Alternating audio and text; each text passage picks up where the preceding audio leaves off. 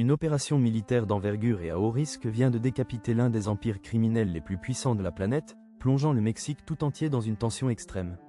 Nemesio Oseguera Cervantes, la figure légendaire connue sous le nom d'El Mencho, a été tué lors d'une frappe coordonnée des forces fédérales dans la ville de Tapalpa.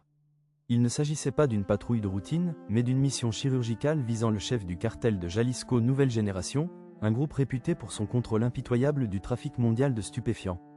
L'annonce de son élimination a déclenché une vague de violence qui déferle actuellement sur l'État de Jalisco, transformant les grandes villes en champs de bataille où s'affrontent membres de gangs et militaires. Cette explosion de chaos survient au moment le plus critique pour la réputation internationale du pays.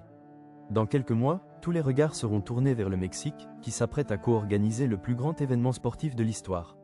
Avec plus de 5 millions de visiteurs attendus pour la Coupe du Monde de la FIFA, la pression pour assurer la sécurité atteint un point critique.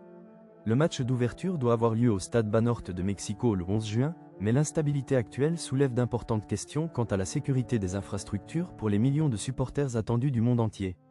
La réaction de la communauté internationale a été rapide et ferme. Suite aux informations faisant état de bus incendiés et de barrages routiers, le département d'État américain a émis des alertes urgentes demandant aux voyageurs de se confiner chez eux dans la région. Il s'agit d'un test décisif pour le gouvernement, qui tente de concilier la nécessité d'une intervention militaire et l'impératif de protéger les millions de touristes qui ont déjà réservé leur vol.